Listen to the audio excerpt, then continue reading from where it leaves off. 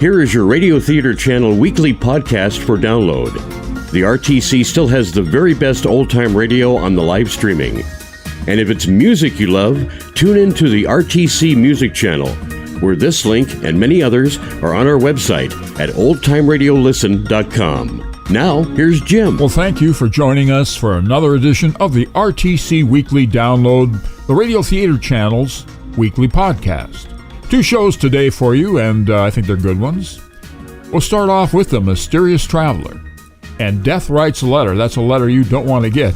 But Death Writes a Letter from 1948, and in 30 minutes' time, we have The Adventures of Maisie. This is an MGM production, and it's about the Hollywood waitress, so that sounds good, from 1950. Now it's time to get on the train for The Mysterious Traveler.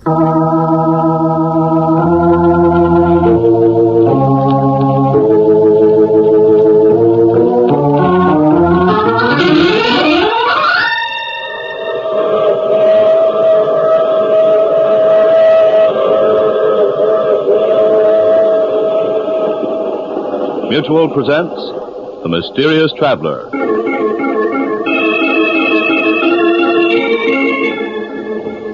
This is The Mysterious Traveler, inviting you to join me on another journey into the realm of the strange and terrifying.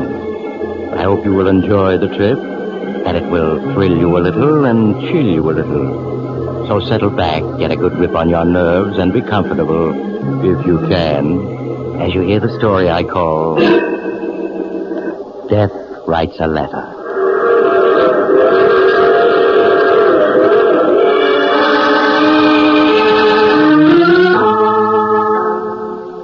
My story begins last summer in the townhouse of Martin Drake, a well-known financier.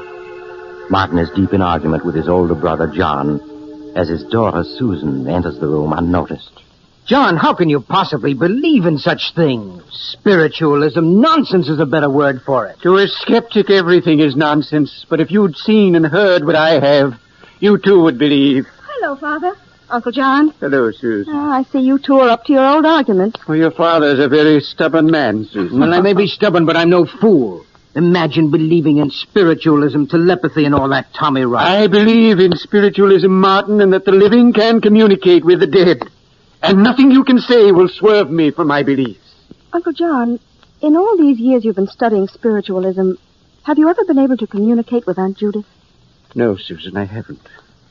But there have been times late at night when I've all but broken through the barrier that separates us. Oh, I give up. There's no use in arguing with a man who has an obsession. Oh, that's fine, Father. Now the 3 of us can go into supper. Oh, I'm sorry, Susan, but I can't stay for supper. Oh, why not? I have an appointment with an honoricritic. A what? An honoricritic, a man who's an interpreter of dreams. John, good grief, don't tell me you believe in that, too. Why not, Martin? For years, psychoanalysts have interpreted dreams in an effort to help their patients. The subconscious minds of the living can sometimes bridge the vast gap of death. Now, John, I'm warning you, if you don't give up this obsession of yours, there's no telling how you'll end. I know you think I'm cracked, that all the years I've spent studying spiritualism have been wasted, but you're wrong. The living and the dead can communicate with each other, and someday you'll realize I'm right. Now, I really must be going or I'll be late. Well, Uncle John, you will drive up to the country with Father this weekend, won't you? Oh, are you opening the summer place? Yes, I'm driving up tomorrow to open the house and engage some servants. Well, I'll try my best to join your father this weekend. Oh, that's fine. Don't bother showing me the door. Good night. Good night, Uncle John. Good night. To think that anyone in this day and age still believes in spiritualism, particularly your Uncle John, it's incredible. I don't know, Father. Uncle John seems so sure of himself that sometimes I feel he may be right. Oh, Susan, that's nonsense. But look, Father, if it's all nonsense, why should Uncle John believe in it? You yourself have often said he's the most brilliant man you know. And he is.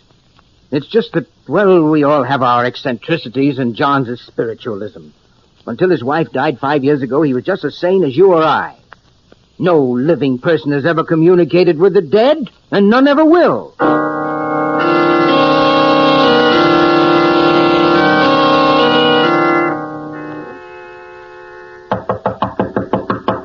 Father, are you awake? Father? What? Oh, Susan, come in, dear, come in. Oh, I'm sorry if I woke you, Father. Oh, that's all right. What time is it? It's just 7 o'clock. 7 o'clock. Well, what are you doing up and dressed so early? I'm driving up to the country to open our summer place. Have you forgotten, Father? Oh, yes, so you are. Oh, didn't you sleep well last night, Father? There's circles under your eyes. No, I spent a very poor night. I had a nightmare, but I can't seem to remember what it was about. Oh, I'm sorry, Father. Tell me, is there anything I can get you? No, I'll be all right. You run along. Oh, I need the keys to the car. Oh, yes, you'll find them over there on my desk. And if you need any money, help yourself. Oh, thank you, Father, but I have enough money. Have you found the keys? Oh, yes, here they are. Oh, do you want me to mail this letter on your desk? What letter? Oh, this one. It isn't addressed. All that's written on the envelope is one word. Urgent. Urgent? Yes, and it's in your handwriting, see? Why, I never wrote that. But, Father, it is your handwriting. Look, there are ink stains on your fingers. You must have written it before you went to bed. But I tell you, I didn't. Let me see that letter. Yes, that's my handwriting, all right. Oh, Father, I'm leaving now. I want to get there by noon. What? Oh, yes. Goodbye, dear. Take care of yourself. I will, darling. Bye. Urgent. And it's my handwriting, all right. But for the life of me, I can't remember. Well, let's see. Dear Martin. What the devil? A letter in my own handwriting addressed to me. Dear Martin. No. No, this can't be. It can't.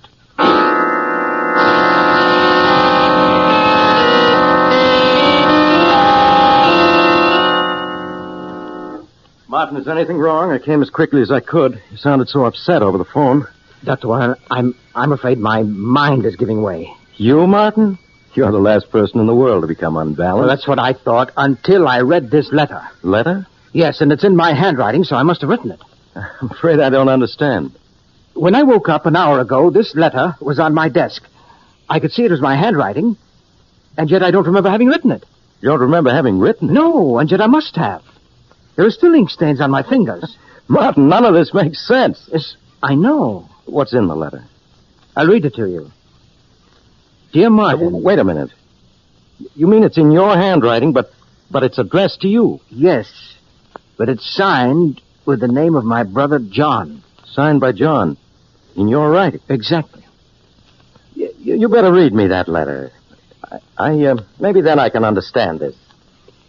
Dear Martin, this letter will undoubtedly give you quite a shock. But after you finish reading it, I'm quite sure you'll understand why it was written.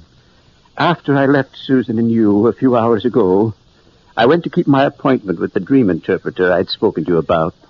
It was shortly before midnight that I returned to my home. As usual, I found Martha and Paul waiting up for me. Good evening. Good evening, Mr. John. Paul, Martha, what are you doing up so late? I told you never to wait up for me after 10 o'clock. Well, we worry about you. You know what the doctor said about your heart. You should have been in bed an hour ago. You both treat me as though I were a 6-year-old. And sometimes you act like one. Well, I have a glass of warm milk for you in the pantry. I don't want any milk. It's good for you. Here, let me have your coat. Oh, thank you, Paul.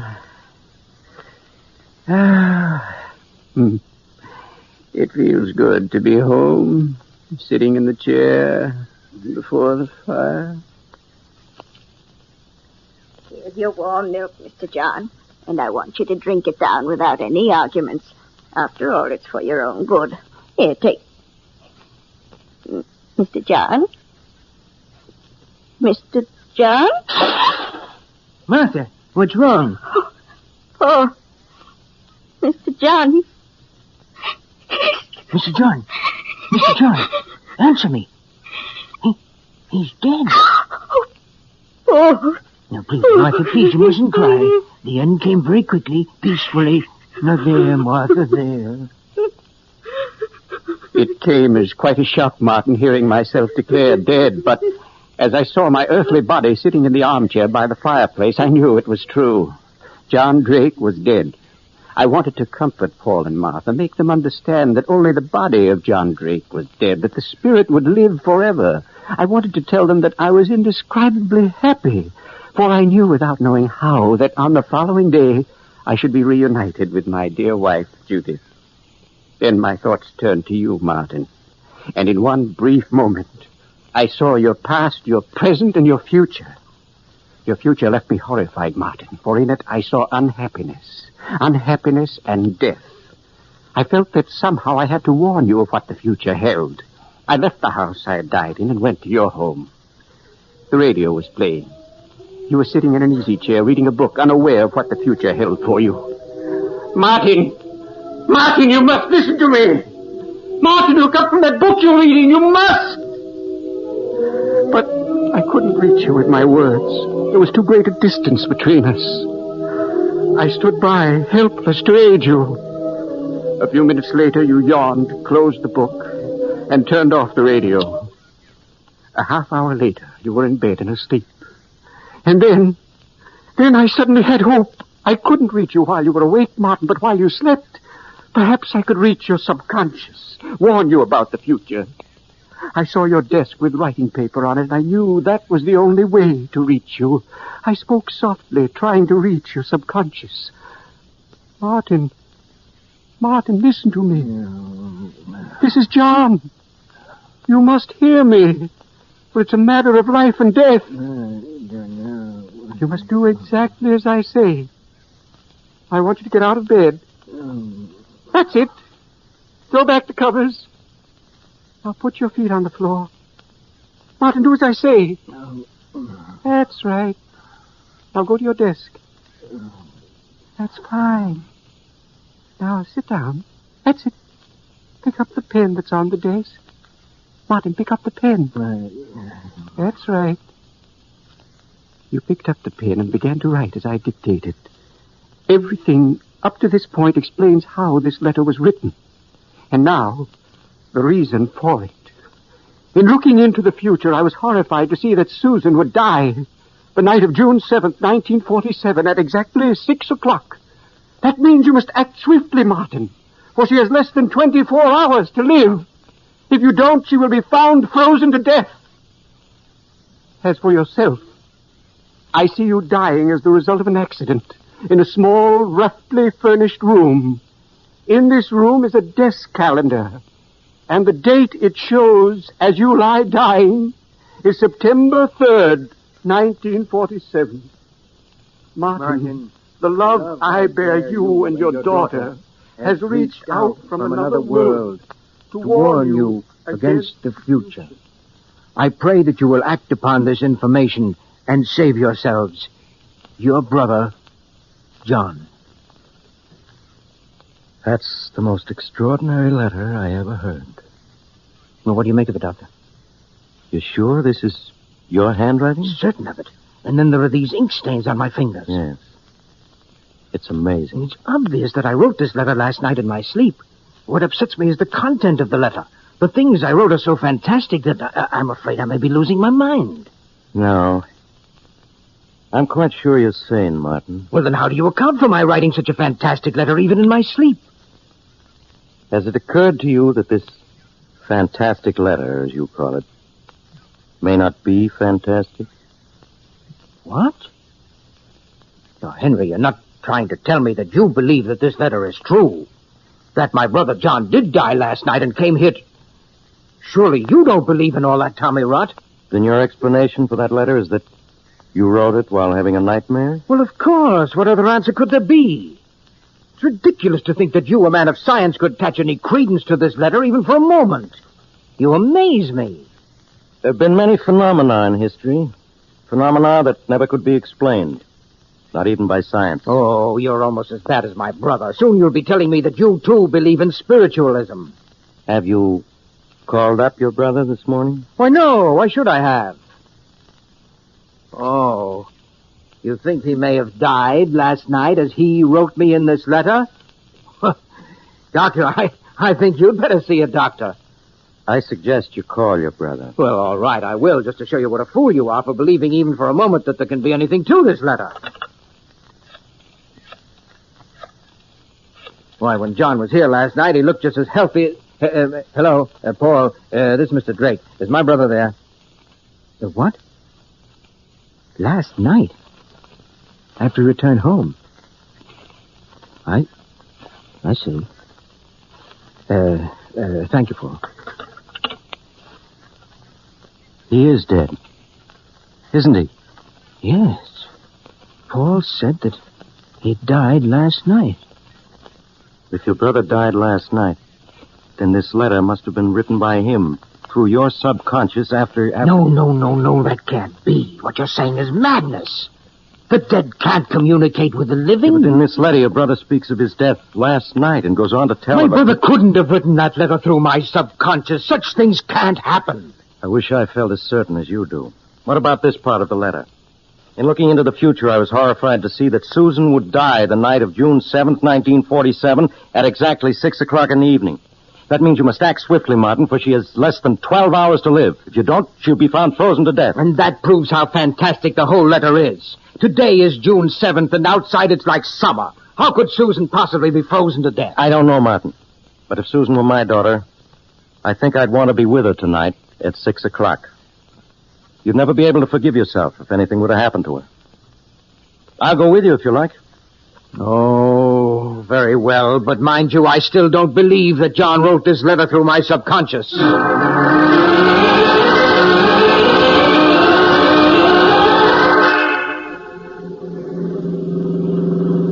What time is it, Henry?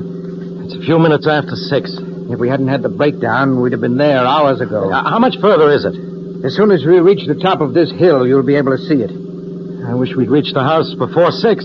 Now, surely you don't believe what that letter says. How could Susan possibly freeze to death?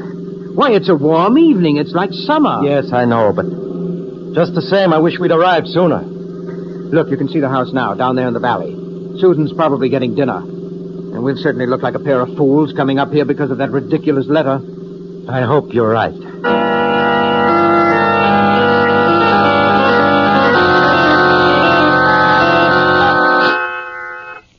Henry, Susan isn't in her room. She isn't? No. Could she be in the village or visiting friends? No. You're forgetting her car's parked in front of the house. Yeah, that's right. Well, where can she be? I'm afraid I can't answer that.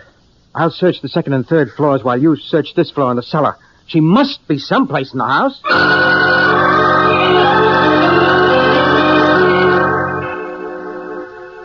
Henry, where are you? Down in the cellar, Martin. I searched every room on the second and third floor, but I couldn't find a sign of her. I found her, Martin. You found her? Well, where is she? Susan. You must prepare yourself for a shock. Shock? Martin, listen to me. I found her in the cold storage room, frozen to death. No. She can't be dead. But she is, Martin. From what I could make out, she turned on the freezing system full and then went inside to store some meats, probably right after she got here. While she was in there, the door slammed shut and locked her in. Oh, Susan. If only I'd gotten here in time.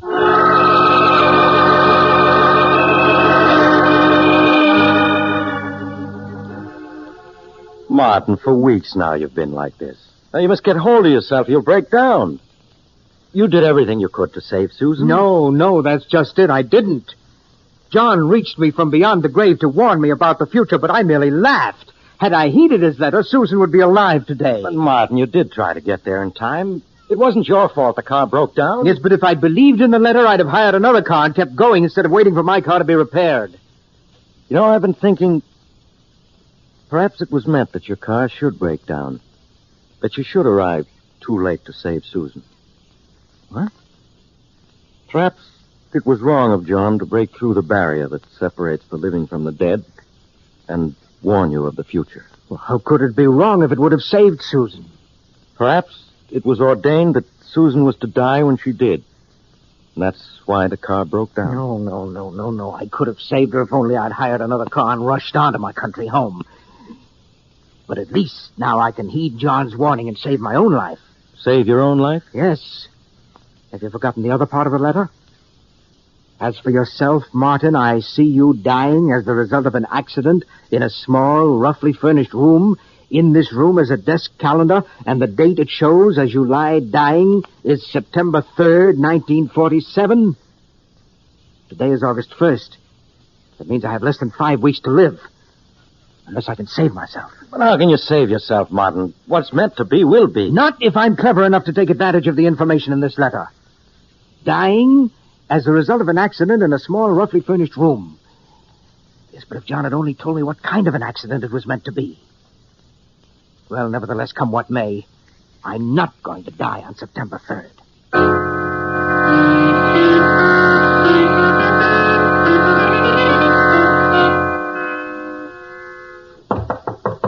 Just a minute. Hey, Martin, what's going on? I mean, what's the meaning of all those men around the house? Why was I searched before I entered the room? Henry, do you know what the date is? Well, yes, it's September 2nd. Yes, and in a few minutes it will be midnight, and then it will be September 3rd. Oh, yes, that's right. The letter. In the letter, John warns me that I shall die of an accident in a small, roughly furnished room. Well, you'd hardly call this drawing room that, would you? No, I wouldn't. It's my intention to remain in this room until tomorrow is past. Now, Henry, would you mind keeping me company for the next 24 hours? No, Martin, not at all. See, I've taken every possible precaution to prevent an accident from occurring. I've removed everything from this room but that sofa, chair, and table. And I have food in here to last me for several days. I have guards around this house and outside this room to prevent anyone from entering for the next 24 hours. It certainly sounds as though you've taken every precaution. Yes, I've done everything I could think of. Henry, do you hear that? It's just midnight. September 3rd is here.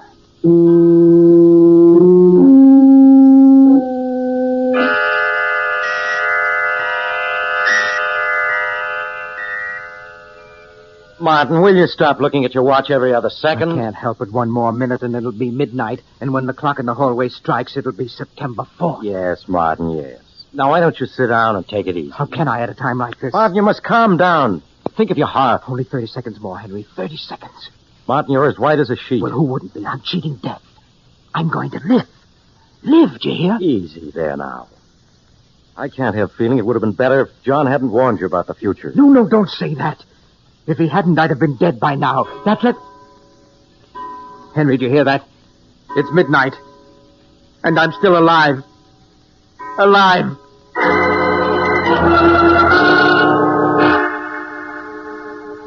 For some weeks, Martin Drake was a sick man as the result of the strain he'd undergone. But with the coming of fall, he was well on the road to recovery. It was in late autumn that he invited Dr. Warren to go hunting with him in Maine. Day after day, the two men, with their guide, roamed the woods.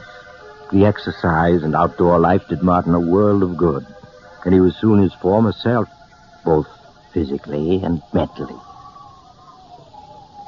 It seems to be getting much colder, doesn't it? Yes, it feels very much like snow. I think it'll hold off for a while yet. Would you like to do a little more hunting, Mr. Drake? We still got a couple of hours till it gets dark. Yes, I wouldn't mind. How about you, Henry? Well, by all means. Maybe we'll come across that buck we spotted this morning. Yes, he was a big fellow. Where'd I put my rifle? Here it is, Mr. Drake, under the tree. Oh, yes, so it is. Here's your rifle, Doc. Right. This rifle of mine... Oh! What happened? Good grief, he shot himself, Doc. Martin, are you badly hurt? The gun went off when I picked it up on my shoulder. Easy now. While I have a look at it. Oh. Is it bad, Doc? No, not bad. We'll just get him to a shelter and stop this bleeding. Ed Tolliver's place, about a quarter of a mile from here, Doc. All right, give me a hand. We gotta get him there at once.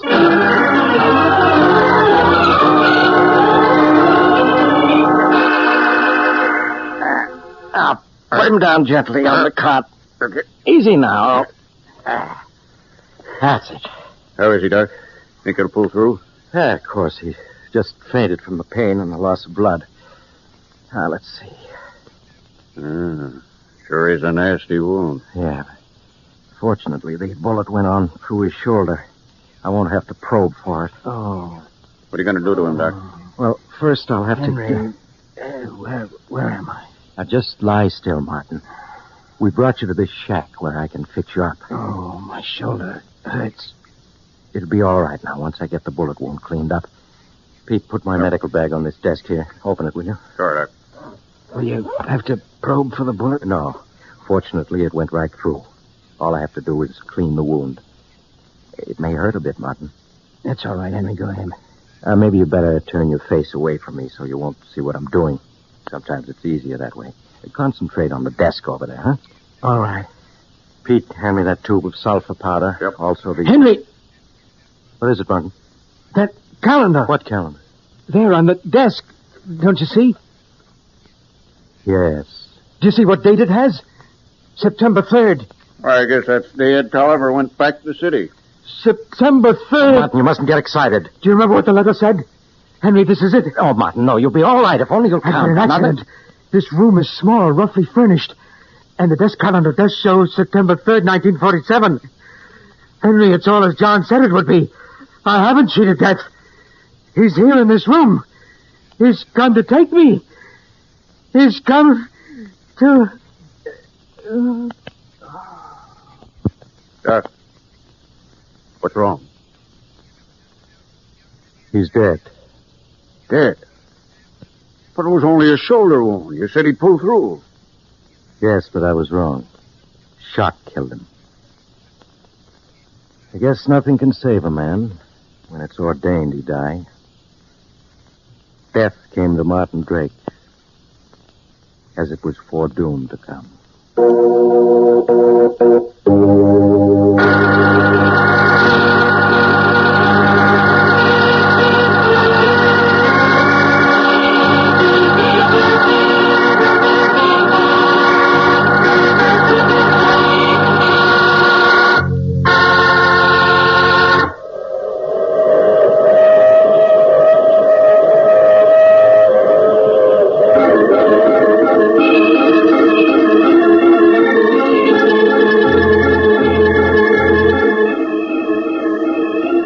The mysterious traveler again. Too bad about Martin and Susan, wasn't it?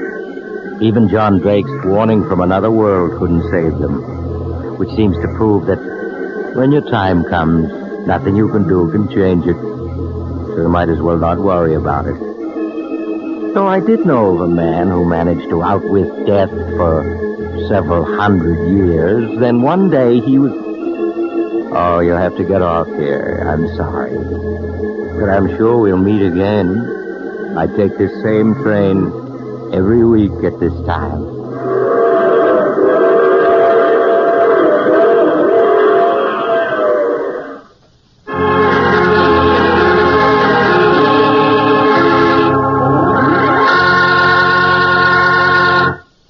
You have just heard The Mysterious Traveler, a series of dramas of the strange and terrifying.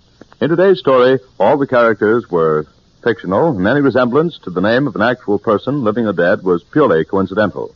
In the cast were Maurice Tarplin, Roger DeKoven, Eric Dressler, and Bryna Rayburn. Original music was played by Paul Taubman. The Mysterious Traveler is written, produced, and directed by Robert J. Arthur and David Kogan.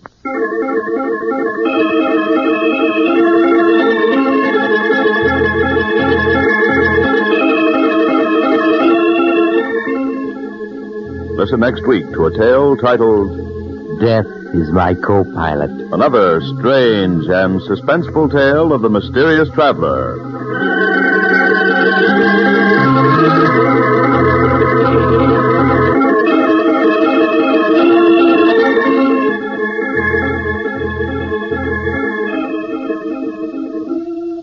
Your mysterious traveler has turned Arthur. Yes, Maurice Tarplin has penned a chilling tale titled 7 Casks of Death, which appears in the current issue of Dime Mystery magazine, one of the popular publications group, now on sale at your local newsstand.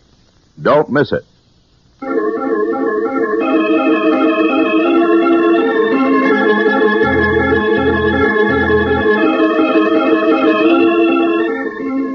This program has come to you from our New York studios.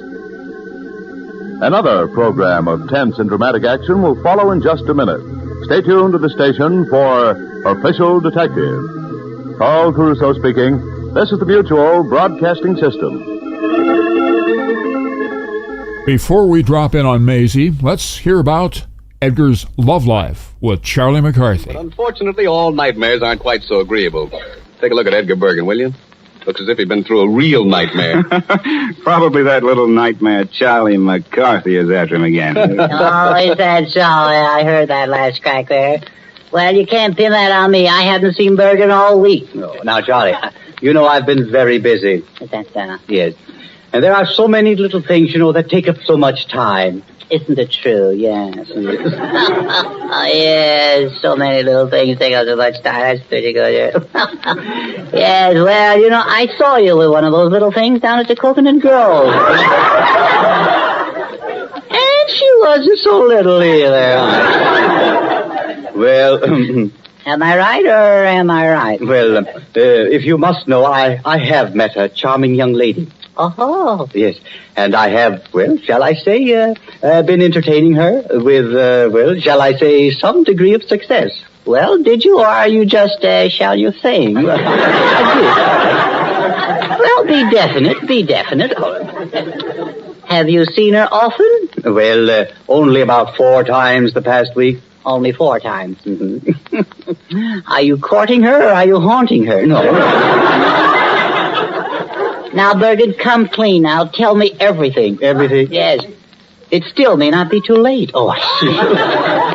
Well, I'll tell you, Charlie. This girl is different. They all are, lad. I see. Different. Tell me more, fool. All right. Well, this girl of mine, she doesn't care much for the glamour and the nightlife. She prefers the simple things. Bergen, you're sitting pretty. Tell me, did you kiss her? Well, liar. All right.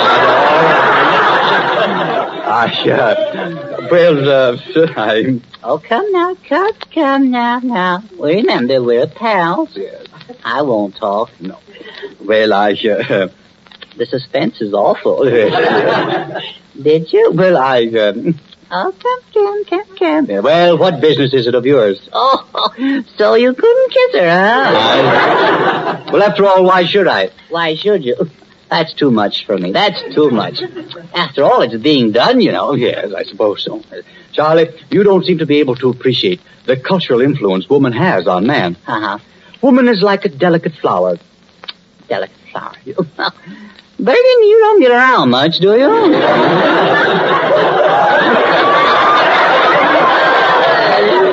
He's so naive, isn't he? Delicate flower. That's all well and good, but that can be carried too far, I see. Well, now, I'm not going to tell you any more about her. Oh, you're not? No. Well, why? I always tell you about my girls. Of course, I have something to tell. Well, this girl of mine, she will undoubtedly go into pictures. Yes? Yes, she says she can act. She says she can act? Yes. Well, then you can be sure she can if she says so. Yes. I've offered to help her get in pictures. That's nice. Yes. But it's so discouraging. Isn't it? Yes. So I gave her a pair of silver foxes just to cheer her up.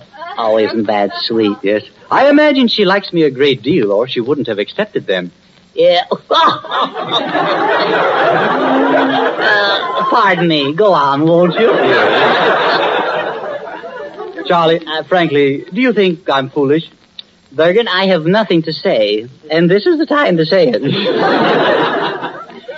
Well, she phoned me this morning to tell me that she received my billet doux.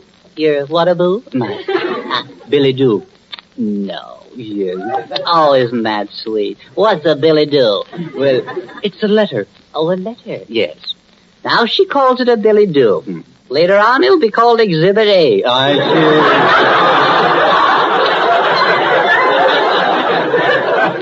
How old are you, Bergen? Well, I'm in my early 30s. That's too bad. You're too old. Too old for what? For me to tell you what every young man should know. Why don't you get married, Mr. Bergen? Well, why? Well, you might as well. You have that worried look already.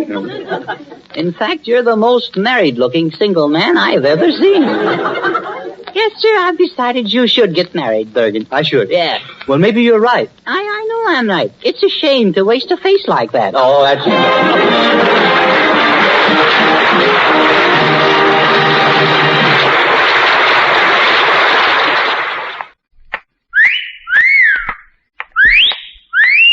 Hiya, babe. Say, how about a little... Ouch! Does that answer your question, buddy? The Adventures of Maisie, starring Ann Sothern.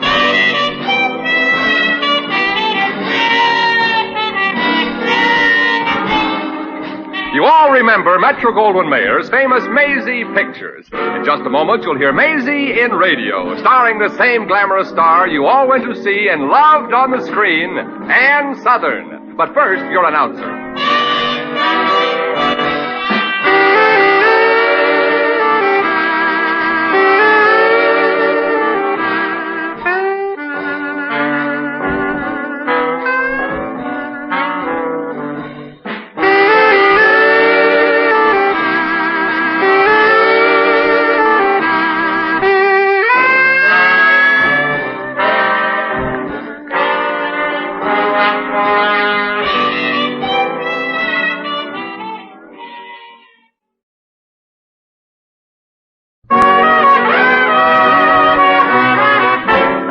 Here's Ann Sothern as Maisie.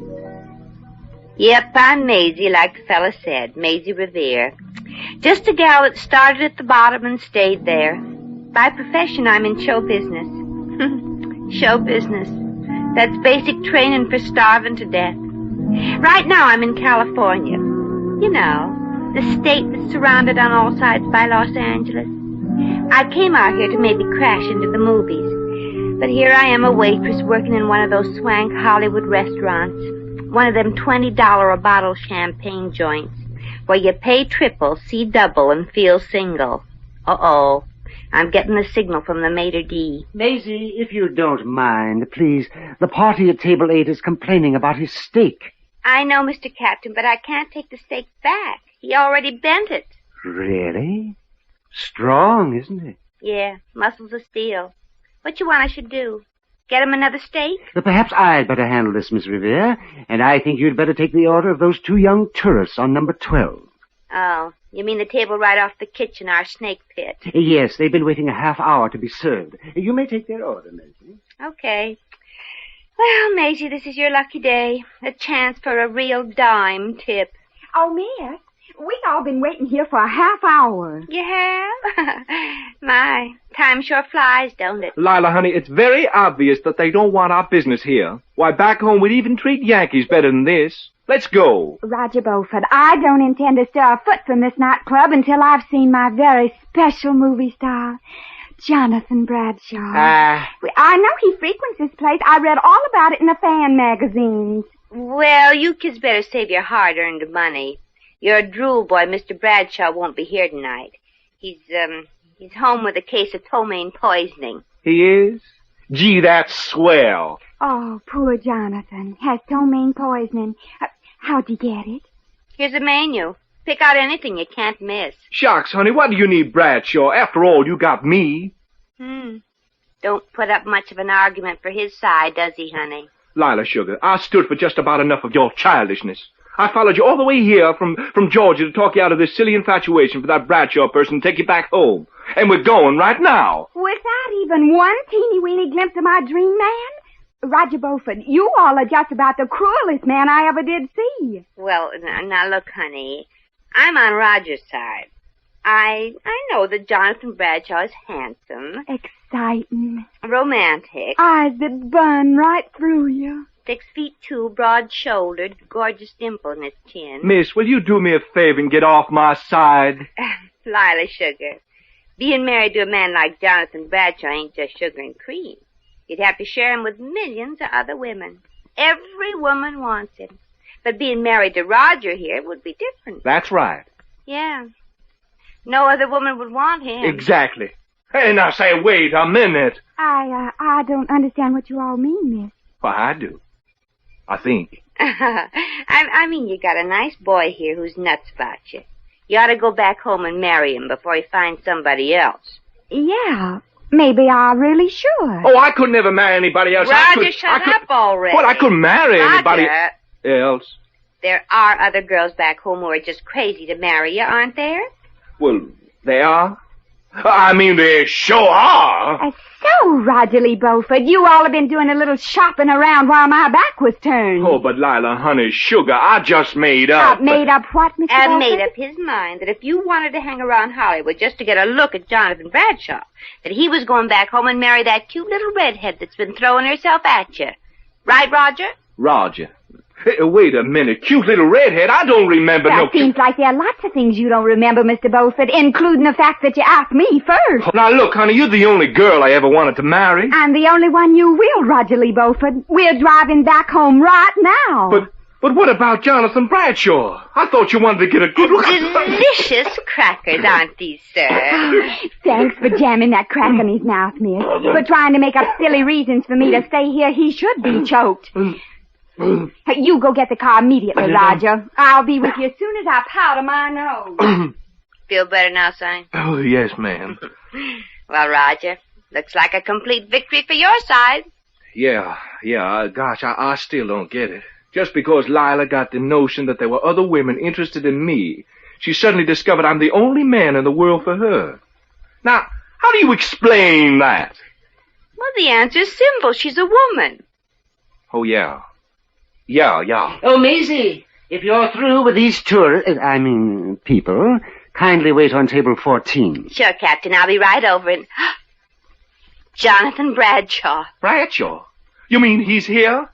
Oh, gosh, just wait till Lila sees him. Oh, but you mustn't see him, don't you understand? No. Neither do I, Miss Revere. Well, if she gets one glimpse of him and then checks with what she's going to marry, could be even the redhead back home wouldn't help, don't you understand? Miss Revere, Jonathan Bradshaw is a star and a customer, a spending customer. And if we lost him... Say, that's it. That's just it. Oh, I'll wait on Mr. Bradshaw, Captain, like he's never been waited on before. Thank you, Maisie, and do hurry. He's been doing a love scene with Esther Williams all afternoon. And that kind of work gives a man an appetite, you know. Now, Roger, get out in the parking lot and get your motor going for a fast takeoff. Oh, gosh, now I get it. Oh, but Lila's in there powdering her nose, and she's a long powderer. Yeah, that's why I'll have to get Bradshaw out of here before little Lila fastens her eyes on him. Now get going now, chum.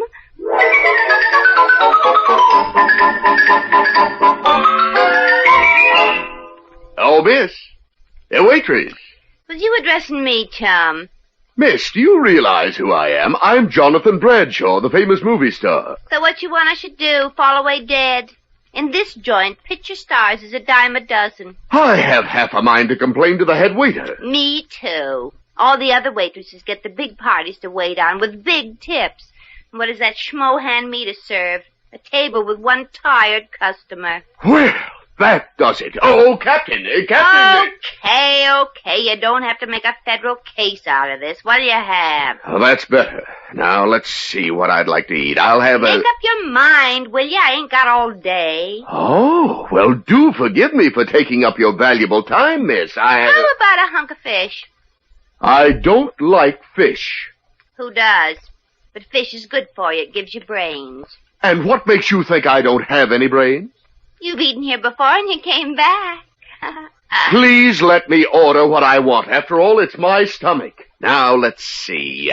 How's the steak today? One order of fish.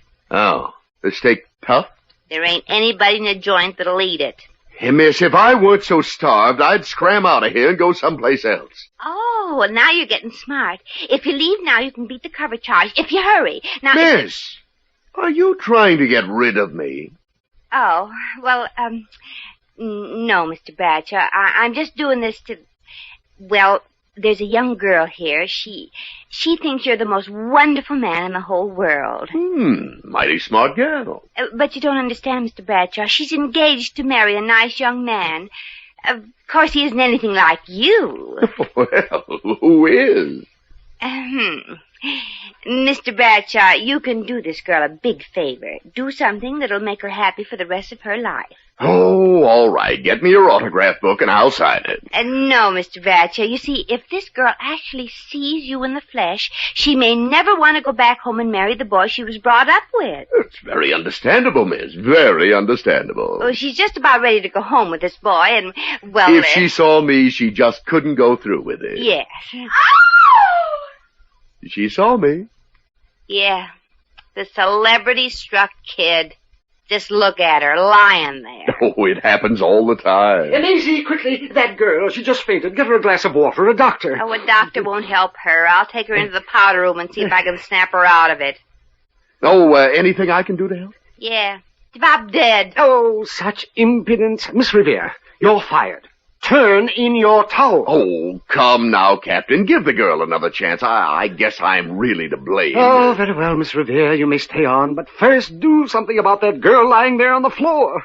One of our patrons may trip over her. Oh, I'll handle it, chum. Look, I'm truthfully sorry that I've been the cause of any disturbance on that girl's part, miss.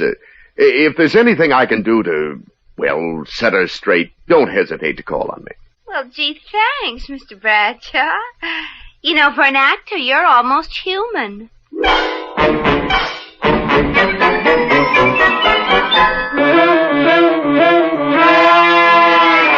There. You feeling better, honey? I saw him, Jonathan Bradshaw, in person. Oh, and me just dreaming. Oh, sure, a doll. Now, honey, if you feel strong enough to leave. And he looked at me, and he smiled at me, too. Sure. Now, we can't keep Roger waiting. Oh, I can't go home now. Now that I've seen Jonathan. Look, honey, Roger, the cute redhead back home, you remember? When he looked at me, his eyes, they seemed to say, don't go out of my life, my darling. I want to meet you, get to know you better. That redhead's gonna get Roger, honey. I don't care. I'd wait forever for Jonathan. Forever. But what about Roger? That child. Well, look, honey, you ain't no Al Jolson yourself. Oh, Jonathan is kind, gentle, understanding. In every picture, he's just what any girl would ever dream of. The perfect, romantic, sincere lover. But that's just a part he plays. Honey, suppose you found out that Jonathan wasn't really what you thought. That in true life he was, a wolf. Oh, no. He couldn't be. He just couldn't. Well, that would destroy everything that's ever been between us. Everything.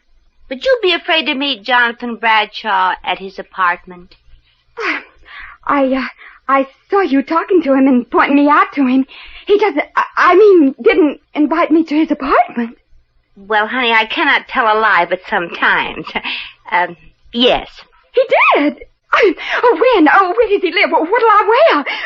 Gosh. Well, Jonathan asked me to tell you to be at his place at 9 tonight.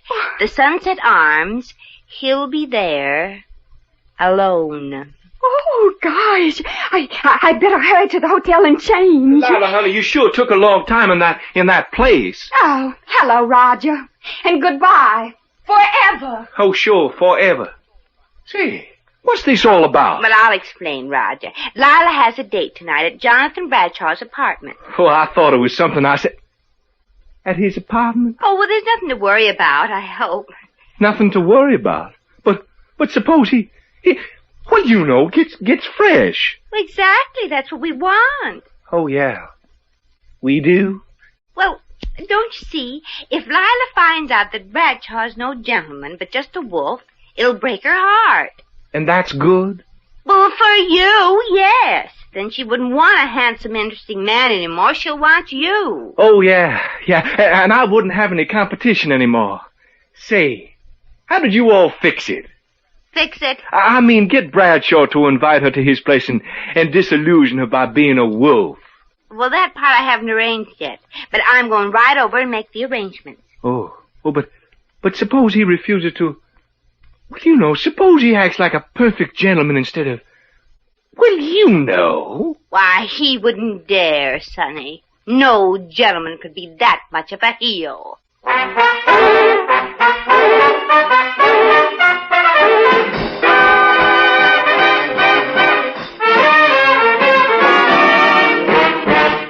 The Adventures of Maisie, starring Ann Southern, will continue in just a moment.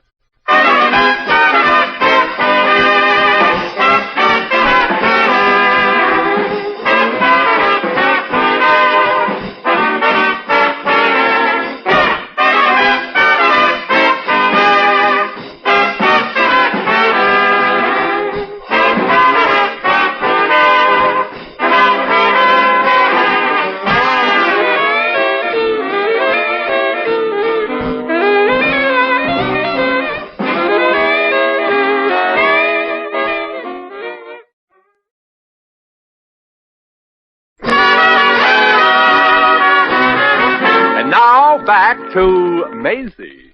Oh, there you are, Maisie. Give her this. Give who what, Captain? Why, the girl who fainted. Give her this brandy. It'll make her feel like a new woman. That'll be a switch. Right now she feels like a new man, Jonathan Bradshaw. You pardon me now, Captain. I gotta go over to Mr. Bradshaw's table. Here, let me have that brandy. The brandy? Yes, when I tell him what's in store for him tonight, I got a feeling he's gonna need it. Maisie, Mr. Bradshaw just left. Left? For his apartment. He said he's expecting a woman. Yeah, I know. But wait a minute. How could he possibly know? Well, he ought to know. Mr. Bradshaw just received a phone call at his table from a woman and asked her to meet him at his apartment. I believe her name was, Marcella. Marcella? Oh, how could he be that fickle? Fickle? Yeah, he's got an appointment to meet Lila at his apartment. Oh, well, maybe he forgot about it. Oh, how can you be so stupid? How could he forget about it if he doesn't even know about it? That's right. He doesn't know he has a date with this Lila? But how could he? I didn't even tell him yet. Oh. Maisie, maybe you'd better drink this brandy. I never touched the stuff. Bye, Captain. I gotta rush down to Bradshaw's apartment and clear the decks for action with Lila.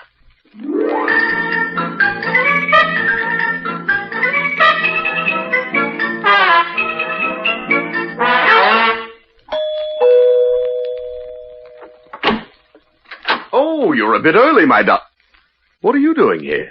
I'm the one that asked the questions, Mr. Bradshaw. What is she doing here? Is she? What's she? Oh, you needn't try to lie out of it, Mr. Bradshaw. I know how it is. You do? How is it? You must get rid of her, or it'll spoil everything. There's something to be spoiled. Well, how would she feel if she came here and found her here instead of her? Did you ever think of that? Look, I don't understand. Well, how could you? You've never been a woman. It's true. And frankly, I'm glad. Now, if you don't mind leaving real fast, I'm expecting a woman, and she wouldn't relish finding another one here. That's right. And I don't want Lila to find out about you that way. Lila? Who's Lila? Who's Lila? Well, she's the one that's coming here you should make nasty-type love to, silly. Oh, yeah. I was so excited I forgot all this might come as a bit of a surprise to you. Just a bit? What's this thing about making nasty-type love to this Lila? Well, Mr. Bradshaw, back at the restaurant, you said you'd do anything to make Lila content to go back home with her boyfriend and marry him. Now, do you understand now? Should I? Well, the only way I figured Lila would ever forget about you was to disillusion her about you. Show her you were nothing but a wolf. But I'm not a wolf. I'm a plain, ordinary, respectable married man. And being a real good actor, I thought all you had to do was... married? To a woman? Yes, it's a family trait. All we Bradshaws married women. But you can't. You mustn't. What did she think? Exactly. Marcella's a very jealous woman. Marcella? Oh, we've been married a long time, secretly. Keep separate apartments and all that because, well, it might hurt my box office draw if my female admirers knew I wasn't available. My wife says. Oh, my gosh. Why didn't you tell me before I went through all this trouble? Well, I'm sorry. Wait a minute. I'm the injured party. Why should I be sorry? My wife. Well, I guess that answers your question. I'll go out and try to head Lila off. Yes. No, you can't leave. Well, please, Mr. Bradshaw, you're a married man. Marcella mustn't see you. Quick, there's a closet behind the goldfish bowl. Go, get in there. Well, it's too small. Besides, I can't swim. Get in the closet. Quick. Oh, okay. Now, don't make a sound, and don't you even... Oh, good evening, Marcella, darling. Greetings, Jonathan, darling. Sorry, I'm a little late. Yeah, I'm glad. Come in. Sit down on the Lila. Let me take your Maisie. Jonathan, whatever has come over you? Oh, nothing, dearie. It's just... Just that you've been working too hard. Yeah, I have? Yeah, I have. Oh, well, Marcella's here, darling, to make you forget all your troubles. Oh, Marcy, honey, I know you're a very understanding woman, intelligent and modern. And shrewd, too, darling. And I know exactly what's going on. You do? Yes. See, the reason I insisted on this arrangement of keeping our marriage secret is because, well, darling, your attractiveness to women isn't quite what it used to be. That's what you think, honey. That's what the studio thinks, too, baby. I know this arrangement of ours is far from, shall we say, totally satisfactory. But if our marriage ever became known, darling, your box office draw would really be dead. Oh, darling, you're in an awful spot. You don't know the half of it. Oh, but I do, darling. There's only one thing that'll put you up there among the box office champs again. A good story. Hey, yeah. Let's discuss it, dear. At your place. At my place? Yes, I want to go someplace where I can breathe. Oh, you can breathe here, darling. Yeah, I mean permanently. Honey, Jonathan, what was that? What was what? That. It came from the closet. Oh, that was the cat. Yeah, I said that was the cat. Oh, Jonathan, darling, you know very well they don't permit pets in this building. Yeah, I know, my dear, but it was just a poor stray kitten I picked up. It was so sad, so forlorn. Oh, Jonathan, you're just a big-hearted baby, aren't you, picking up a stray cat? Yeah. Gesundheit. Thank you. You're welcome. Well, a talking cat, eh? And a blonde one, too. Hello. Yeah, Marcella, darling, you've got to believe me. I'm perfectly innocent. You expect me to believe that, dear? Well, I know it isn't easy, Mrs. Bradshaw, but you should force yourself. You're the only one that Jonathan loves. Yeah, that's right. I've never seen this woman before. Have I, Maisie? You've never seen her before, and still you call her Maisie. Oh, come, you can do better than that. No, but I think I can. Mrs. Bradshaw, your husband is a wonderful guy, really wonderful. I came up here to ask him to do a favor for charity, and when we heard you come in, we knew it would look funny finding me here, so I hid in the closet. Well, that's believable. It is? I mean, Marcella, you're wonderful. Yes, you're the only woman in his life, Mrs. Bradshaw, the only one. Oh, I'm sure of it. I hope. Oh, I do hope you all will forgive me for just walking in, Mr. Bradshaw. But the door was open and I thought... Well, I didn't think you had company. Lila. Well, Jonathan, looks like this is your big day for stray kittens. Yeah.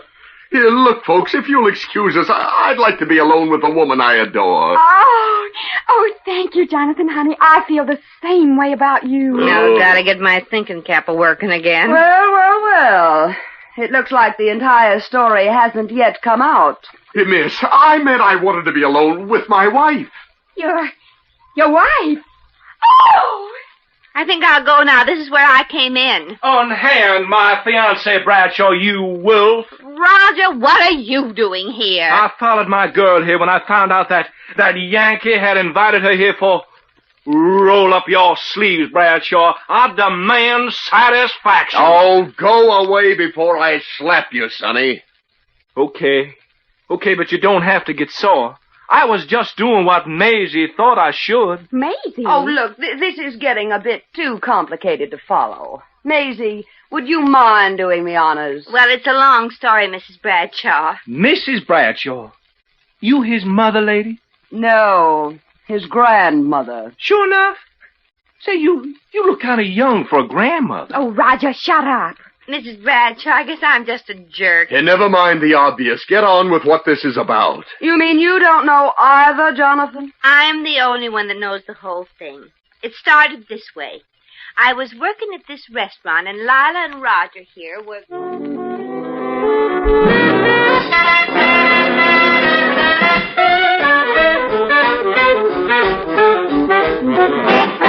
And that's the whole story, Mrs. Bradshaw.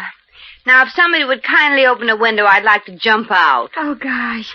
You mean you all went through all that for poor little me? And me? Gosh. Well, Miss Revere, I've heard stories in my time, but this one really takes the cake. And now, if you'll excuse me, I want to make a phone call. Hey, Marcella, who are you calling? My lawyer. Lawyer? You mean you're divorcing Jonathan? No, darling. Tying up the rights to that yarn for the screen. It's just the kind of story that Jonathan needs to get back on top. Say, you're right. And Maisie, this should bring quite a hunk of change your way. Oh, that's right. What are you going to do with the money, Maisie? Well, first I'm going to the hospital for a major operation I've been needing for a long time. Operation? Yeah, I'm going to have my big fat mouth sewed up. Come on, you kids. You got to get started for back home. Yeah. Well, Bye, Mr. Bradshaw. And thanks, anyway. Yeah, thanks. Take care of your girl, Roger. Oh, thank you. And take care of your grandson, Mrs. Bradshaw. He's a killer with women. Oh, go already. Come on, kids. Well, children, I guess this is what they call the happy ending. Lila, Bradshaw's out of your system for keeps. Now you've got Roger. Yeah. True, he's got a lot to learn, but he's all mine. Oh, gosh, Maisie. What can I ever do to thank you? Oh, just be good to Lila. And name the first after me. The first? The first what? Oh, go already.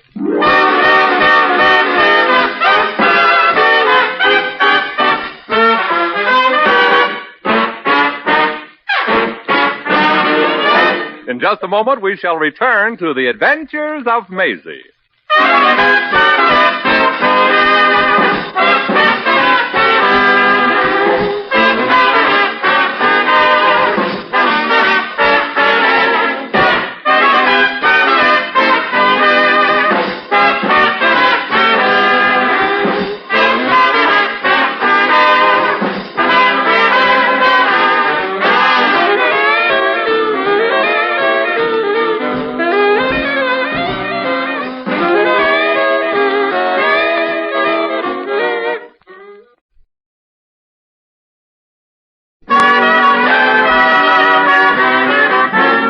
Once again, here's Maisie. Well, Roger and his little Dixie cup Lila are now headed back home to be married, and I wish them the best. I hope for Lila's sake that she made the right choice because, well, some of those hasty marriages are like eating in a cafeteria. You grab the first thing that looks good and pay for it later. And I hope that Roger made the right selection for a mate, too. Lila's pretty, but lots of men who fall in love with a dimple make the mistake of marrying the whole girl. Well, it's getting kind of late. So come on, little feet. Take little old Maisie home.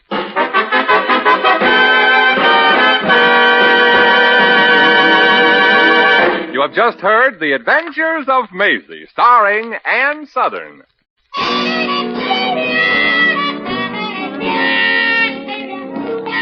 Maisie was written by Arthur Phillips. Original music was composed and conducted by Harry Zimmerman. Supporting cast included Joan Banks, Sammy Hill, Howard McNear, Peter Leeds, and Frank Nelson. Jack McCoy speaking.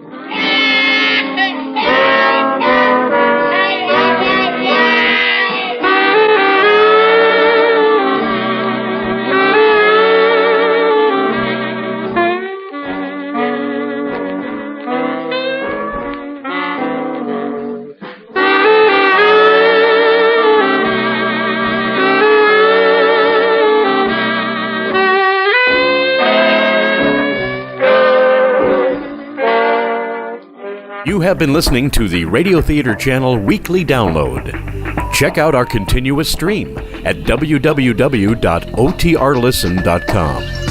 And join us next week for another Radio Theater Channel Weekly Download.